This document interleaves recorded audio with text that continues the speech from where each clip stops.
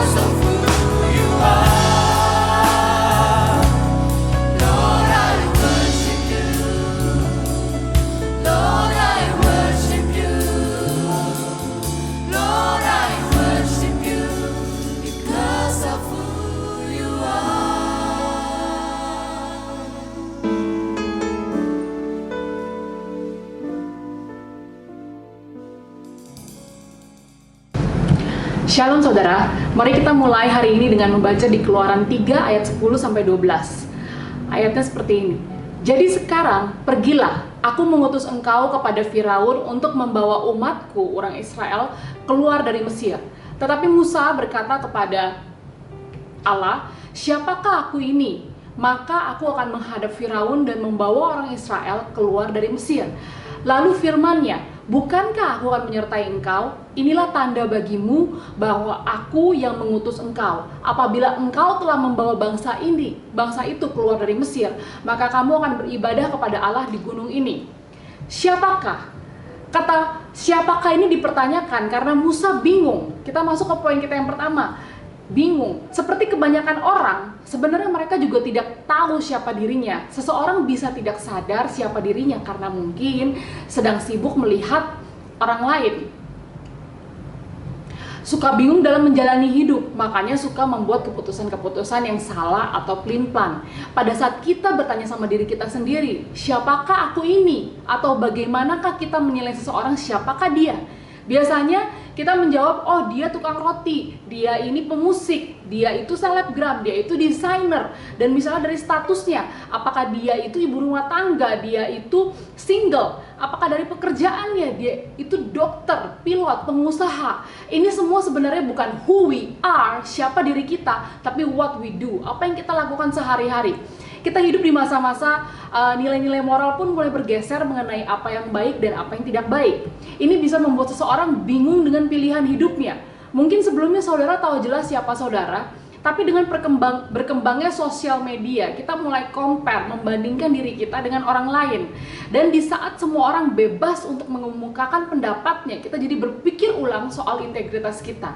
Tiap orang bisa post apa saja yang mereka mau di luar apakah itu benar atau salah, apakah membangun atau tidak membangun, sehingga membuat orang bingung dengan standar hidup kesuksesan. Saudara mungkin jadi berpikir, tujuan hidup saya adalah mungkin untuk hidup penuh kemewahan seperti foto postingan yang saudara lihat di sosial media. Karena itu banyak orang menjadi hilang arah dan mereka nggak tahu lagi siapa dirinya. Kita lupa karena banyak orang biasanya tidak akan post momen sulit mereka atau pada saat mereka nggak lagi prima kondisinya. Dengan berkembangnya sosial media dan pesan positif yang salah membuat banyak orang mengalami krisis identitas. Si jahat tahu kalau kita tidak mengerti siapa diri kita, kita tidak akan bisa mengalahkan dia. Kita tidak akan bisa menjalankan panggilan kita dan kita hidup tanpa bimbingan Roh Kudus. Sebagai orang percaya di dalam Tuhan, kita pada saat pertama kali kita terima Tuhan Yesus sebagai Tuhan dan Juru Selamat dan Raja atas hidup kita, sebenarnya kita sudah menjadi anak Allah dan ada tugas yang diberikan kepada masing-masing kita. Kebanyakan orang Kristen stop sampai di situ aja pada saat dia terima Tuhan Yesus. Kita harus sadar bahwa kita anak Tuhan, dipenuhi oleh tujuan hidup dan ada janji Tuhan karena Tuhan mengasihi kita dan Dia mau kita selamat sampai tujuan akhir kita yaitu di sorga. Banyak orang Kristen yang juga masih nggak jelas dengan siapa dirinya di dalam Tuhan, sehingga pada saat badai datang, challenge datang, pada saat harus membuat keputusan-keputusan penting menjadi gampang kompromi, gampang ragu, gampang goyah, gampang patah semangat karena sudah tidak persisten lagi. Kenapa? Karena kondisi mungkin yang dia punya bersama Tuhan belum cukup kuat sehingga mudah diombang-ambingkan. Pada saat semuanya oke, life is good, bilangnya yes, God is good. Pada saat susah, apakah masih bilang God is good? Atau malah malah bertanya, di manakah Tuhan?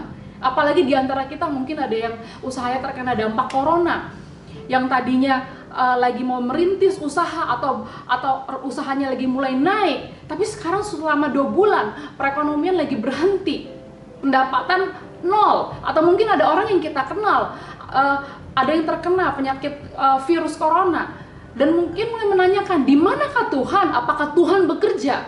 Jangan bingung, sebagai anak Tuhan kita tahu Allah turut bekerja dalam segala sesuatu, apakah itu baik atau buruk untuk mendatangkan kebaikan bagi mereka yang mengasihi Dia, yaitu bagi mereka yang terpanggil sesuai dengan rencana Allah. Momen PSBB ini, masa karantina ini sebenarnya adalah masa yang baik untuk kita refleksikan diri kita, siapa diri kita. Setelah distraction atau penghalang yang membuat kita selama ini sibuk di luar menjadi tidak ada, kita menjadi lebih banyak waktu. Kita mungkin bisa coba untuk bikin to-do list selama karantina agar tidak bosen. Tetapi rasanya kok pada saat saudara sudah lakukan semua to-do list itu, ada something is missing in my life.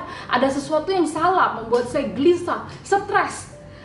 Tidak bisa dijelaskan. Itu adalah karena saudara sadar pandemik ini terjadi karena ada kuasa Tuhan yang bisa membuat seluruh dunia tiba-tiba berhenti di rumah aja. Ada hal yang bisa terjadi di luar kendali manusia. Nggak usah bingung, mulai bangun komitmen untuk saat teduh, untuk baca Alkitab, untuk berdoa. Maka saudara akan merasakan damai sejahtera yang melampaui segala akal, yang akan memelihara hati dan pikiranmu di dalam Kristus Yesus. Kita masuk ke poin yang kedua. Seperti yang Musa katakan, siapakah aku ini? Poin kedua dari siapakah adalah identitas. Orang yang mengalami krisis identitas tidak akan tahu siapa dirinya, apa yang menjadi tujuan hidupnya, dan apa yang seharusnya dilakukan selama di bumi ini. Menyebabkan banyak orang tidak mau berjalan sesuai panggilan, seperti yang dialami oleh Musa. Musa pada saat dipanggil Tuhan berkata, siapakah aku ini yang akan menghadap Firaun dan membawa orang Israel keluar dari Mesir? Musa juga mengalami krisis identitas. Siapakah aku? Apakah aku ini orang Mesir karena dia dulunya diangkat sebagai anak oleh putri Raja Firaun, anak raja, dan mendapatkan edukasi seperti anak raja. Karena pendidikan itu dihargai tinggi di Mesir. Tapi terakhir kali Musa di Mesir telah menjadi buronan karena membunuh orang Mesir. Apakah aku orang Israel? Tapi setelah dia membela sesama bangsanya yang dia mencoba melerai, ada dua orang yang lagi berantem. Orang Israel itu marah, dia ditolak oleh orang Israel itu dan katakan, siapakah yang mengangkat engkau menjadi pemimpin atas kami? Kamu mau bunuh aku ya seperti orang Mesir itu. Setelah itu dia lari ke Midian. Di Midian pun dia hanya dianggap sebagai orang asing bagi orang Mesir, dan dia di situ bekerja sebagai gembala domba. Dan bagi orang Mesir, pekerjaan sebagai gembala domba adalah sesuatu yang dibenci. Musa menjadi gembala domba kambing mertuanya. Mungkin Musa berpikir bagaimana dia bisa berdiskusi dengan Firaun dengan jenis pekerjaannya sekarang. Musa yang tadinya anak ratu Firaun menjadi gembala asing dan buron di Mesir. Diminta untuk ketemu Firaun dan membebaskan bangsa Mesir.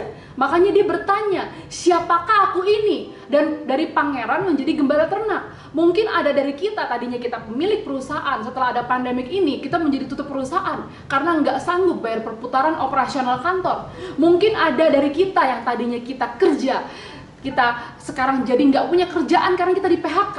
Kita bisa mengalami krisis identitas kita, mempertanyakan diri kita pada saat situasi kita berubah. Kita tidak bisa menilai identitas kita dari pekerjaan kita. Karena jika kita melihat identitas dari pekerjaan, maka identitas kita bisa berubah sesuai dengan perubahan jenis pekerjaan atau jenis peran yang kita punya. Pada saat situasi atau keadaan kita berubah dengan perubahan identitas yang salah, maka hidup kita tidak akan bisa konten atau merasa cukup, dan kita akan mudah down atau patah semangat.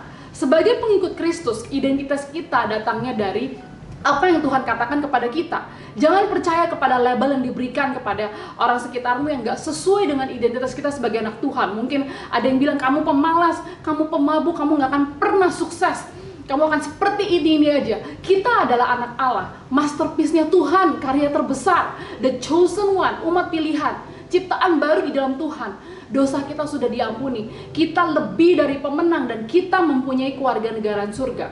Kita bisa baca salah satu ayat yang siapakah identitas kita di 2 Korintus 5 ayat 17. Jadi siapa yang ada di dalam Kristus, dia adalah ciptaan yang baru. Yang lama sudah berlalu, sesungguhnya yang baru sudah datang.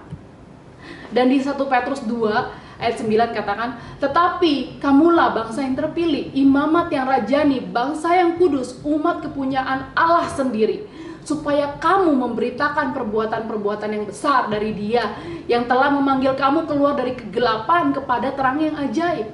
Pada saat kita terima Tuhan, maka identitas kita yang baru sebagai anak Tuhan melekat pada kita. Kita harus terus mendekat kepada Tuhan untuk mengetahui siapa kita. Kita semua mempunyai bapa dan ibu biologis di bumi, tapi pada saat kita menerima Tuhan sebagai juru selamat kita, maka kita sudah diadopsi untuk menjadi anaknya. Yesus mati di kayu salib gantikan semua dosa kita yang di masa lalu. Pada saat kita merasa bahwa tidak ada yang sayang sama kita, kita sendirian, kita ditelantarkan, kita harus ingat, kita sudah diadopsi. Kita dipilih untuk menjadi anak Tuhan. Kemudian Setelah diadopsi, apa yang kita lakukan sebagai anaknya? Tuhan yang pernah melepaskan kita dari jerat maut, Tuhan yang pernah melepaskan kita dari jerat hutang, Tuhan yang pernah membebaskan kita dari segala belenggu dosa. Apa yang kita lakukan sebagai anaknya? Bagaimana wujud persembahan terima kasih kita? Kita harus terus kerjakan keselamatan kita. Don't take things for granted. Jangan kita cuma mau menerima yang baiknya saja, tapi kita nggak mau lakukan the next step, panggilan kita sebagai anak Tuhan. Kita harus terus berjalan sesuai panggilan. Dan poin yang ketiga dari siapakah? Siapakah adalah tujuan.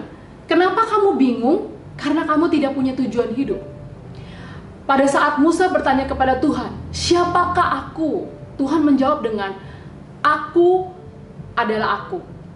Dan dia jawab juga katanya, aku akan menyertai engkau. Sebagai ciptaan, tentunya Tuhan tahu siapa kita, dan Tuhan ingin katakan bahwa dia sanggup lakukan apa yang ingin dia lakukan. Bahasa Ibraninya aku adalah Yahweh. Dia adalah Allah yang hadir dan aktif. Melalui namanya terkandung janji bahwa Allah akan hadir bersama kita hari demi hari. Tuhan sanggup menghadapi apa yang ada di depanmu. Jangan takut, jangan khawatir, jangan pikirkan apa yang bisa dan yang tidak bisa kau lakukan. Dalam kelemahan kita, maka kekuatan Tuhan akan bekerja sempurna. Selama Tuhan beserta kita, maka kita bisa lakukan apapun. Pada saat Musa mulai bikin alasan lagi, kirim orang lain saja, nanti mereka nggak percaya sama saya, bagaimana?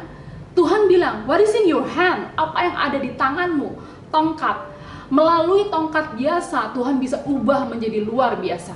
Kita tahu tongkat yang dipakai umumnya adalah tongkat penggembala kambing domba. Tongkat itu diubah untuk menjadi tongkat yang bisa membelah laut dan melakukan mukjizat-mukjizat lainnya. Tuhan akan memakai alat yang kelihatan sederhana untuk menunjukkan kebesaran Tuhan. Daud mengalahkan Goliat dengan 5 batu. Tuhan melipat gandakan makanan, memberi makan 5.000 orang melalui 5 roti dan 2 ikan. Pada saat Tuhan ingin memakai saudara, dia akan pastikan alat sederhana yang kau pakai akan mendapatkan hasil yang luar biasa. Seperti perahu yang berlayar di tengah laut, maka pada saat ada badai, maka dengan kompas nakoda akan terus mencari tempat tujuan. Pada saat badai reda, perahu akan terus berjalan agar sampai di tujuan. Apakah tujuan hidupmu? Pada masa karantina ini kita mempunyai waktu yang cukup untuk kita menata kembali kehidupan kita.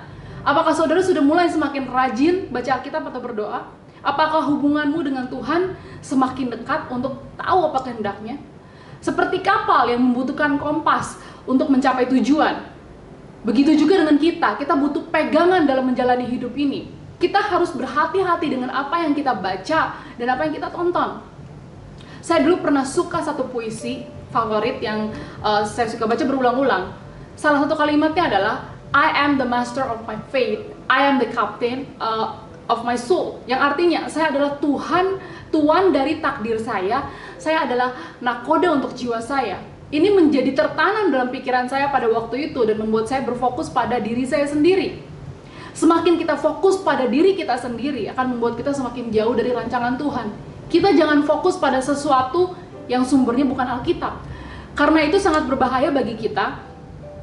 Apa yang kita baca karena itu bisa membuat kita melakukan banyak keputusan yang salah. Hati-hati dengan apa yang dibaca dan ditonton. Sumber fokus utama kita adalah Tuhan. Pegangan kita adalah Alkitab. Semakin kita dekat dengan Tuhan, maka kita akan semakin tahu siapa diri kita dan tujuan kita diciptakan. Siapakah aku ini? Aku, kata aku. Musa di hadapan Tuhan masih mikirnya aku. Harusnya di hadapan Tuhan pikirannya adalah apa misinya Tuhan. Siapakah aku ini? Masih pikirin diri sendiri. Pikirin aku, pikirin bisnis aku, perasaan aku, pekerjaan aku, hati aku. Harusnya kita mengikuti teladan Kristus yang sudah datang berkorban bagi kita. Keegoisan itu adalah hal yang sangat mudah terbentuk selama kita social distancing. Egoisme ini sangat berbahaya selama PSBB ini. Kita mungkin sebelumnya tidak pernah spend 24 jam dengan orang yang ada di rumah kita. Kita mungkin sibuk keluar kuliah, kita berbisnis, kita ke kantor, kita ke gym, kita socialize, kita antar anak. Tapi kali ini kita lebih banyak menghabiskan waktu bersama dengan orang yang ada di rumah. Kalau kita hanya memikirkan aku, kemauan aku, akan menjadi sulit bagi kita untuk berhubungan dengan orang lain. Suami bisa ribut dengan istri, anak bisa ribut dengan papa mama, kakak bisa ribut dengan adik, karena semuanya memikirkan diri sendiri. Mari kita ikuti teladan Kristus yang rela berkorban dan memberi apa yang orang butuhkan. Kita seharusnya pikirkan apa hatinya Tuhan untuk jiwa-jiwa, bukan hanya pikirkan hati kita, perasaan kita. Pada saat kita mulai memberi dan memperhatikan, maka hati kita itu ada dalam tangannya Tuhan. Mari kita jangan egois dan memikirkan aku. Amin, di dalam PSBB ini akan ada pemulihan, hubungan akan semakin baik dan lebih akur dengan sekeliling kita. Ini, siapakah aku ini? Situasi Musa yang sekarang ini bukan dalam posisi yang memungkinkan dia untuk bisa berdiskusi dengan Raja Firaun yang dianggap seperti dewa oleh rakyatnya. Sekarang ini pekerjaannya dia adalah sebagai gembala kambing domba. Pekerjaan yang bahkan tidak diizinkan ada di Mesir karena pekerjaan itu dianggap menjijikan. Umur Musa pada waktu itu ada 80 tahun. Situasi Musa sekarang ini pada waktu itu yang dia dipanggil Tuhan, menurut Musa tidak qualify, nggak memenuhi syarat untuk misinya Tuhan.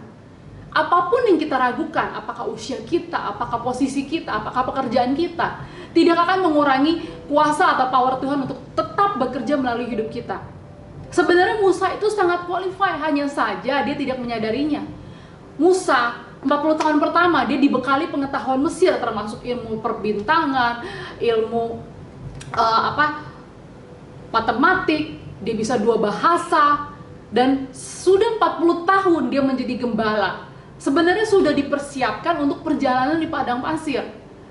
Tuhan sebelum dan sesudah pandemik ini tidak berubah. Kasihnya kepada kita, janjinya kepada kita, berkatnya, perlindungannya tetap sama. Kita manusia bisa berubah. Kita bisa gampang berubah tergantung mood, tergantung perasaan, tergantung situasi. Tapi Tuhan kita tidak akan pernah berubah.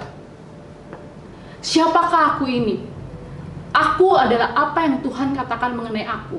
Setiap dari kita adalah berharga dan bukan kecelakaan. Kita ada untuk membuat namanya besar. Keinginan hati Tuhan adalah untuk berjalan bersama kita di setiap musim kehidupan, memberkati kita dan mengisi hidup kita dengan lebih dari apa yang bisa kita bayangkan atau harapkan. Hanya mendekat kepada Tuhan, fokus utama kita kepada Tuhan, maka kita bisa semakin tahu siapa diri kita, rancangan apa yang Tuhan berikan kepada kita, bagaimana melalui hidup kita bisa menjadi dampak bagi banyak orang. Saya ajak saudara yang belum tertanam di gereja lokal manapun untuk join gereja MIC dengan bergabung dengan small group kami, dengan menghubungi hotline kami. Tapi kalau saudara sudah tertanam di gereja lokal, saya sarankan saudara untuk ikut melayani di gereja saudara, sehingga saudara bisa mengetahui siapakah saudara dengan berjalan sesuai panggilan. Mari izinkan saya berdoa untuk saudara. Tuhan Yesus, hamba-Mu berdoa Tuhan untuk buat setiap orang yang menonton saat ini, biar curahan kasih-Mu meliputi setiap orang dan memulihkan setiap hati yang luka. Tuhan sertai anak-anak-Mu untuk bisa ambil bagian dalam berjalan sesuai dengan panggilan. Dan buat saudara yang belum menerima Tuhan Yesus, ikuti doa saya. Terima kasih Tuhan, Kau mati ganti dosaku. Ampuni segala kesalahanku. Aku undang Kau untuk menjadi Tuhan dan Juru Selamat dalam hidupku. Di dalam nama Yesus. Amin. Happy Sunday. God bless you.